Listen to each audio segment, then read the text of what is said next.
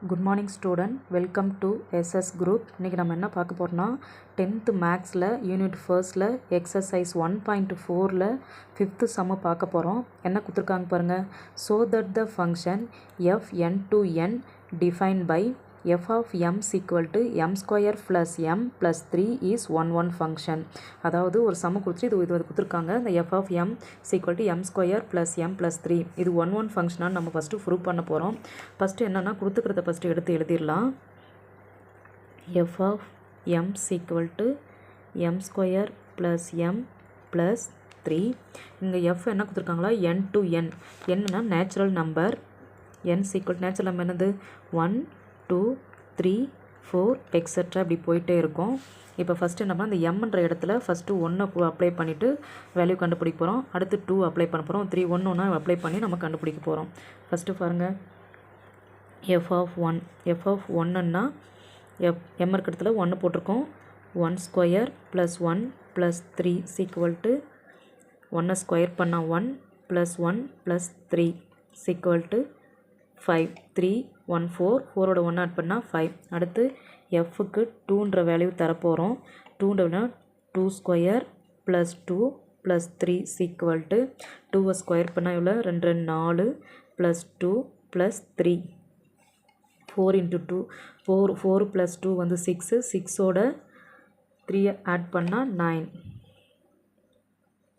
அடுத்து எஃப்க்கு வந்து 3 வேல்யூக்கு அப்ளை பண்ண போகிறோம். 3 square plus 3 plus 3 is equal to 3 into 3 9 plus 3 plus 3 is equal to எவ்வளோன்னா 15.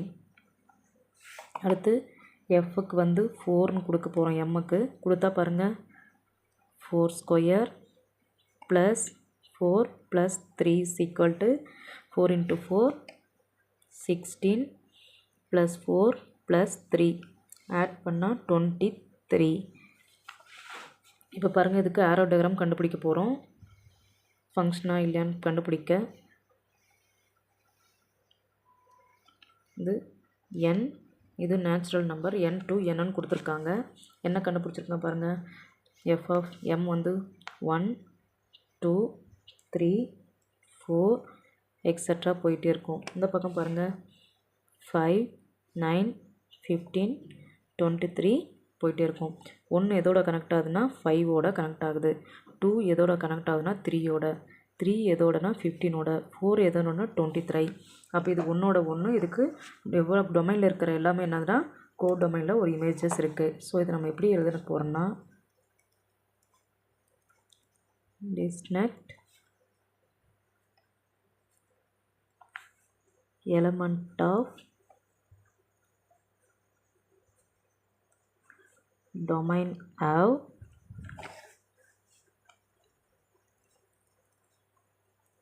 distinct images in codomain.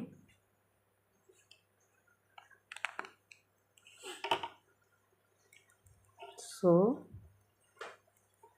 it is 1 function. அதாவது டொமைனில் இருக்கிற எல்லாமே கோடொமைனில் ஒரு இமேஜஸ் இருக்குது. 1க்கு 1 5 இருக்குது, 2க்கு 9 இருக்குது, 3க்கு 15 இருக்குது, 4க்கு 23. இது மாதிரி ஒவ்வொன்றும் கண்டுபிடிக்கும் போதும் ஒரு கோடொமைன் வந்து இமேஜஸ் கிடைக்கும். அதை தான் நம்ம இட் இஸ் 1 ஃபங்க்ஷன் சொல்ல போகிறோம்.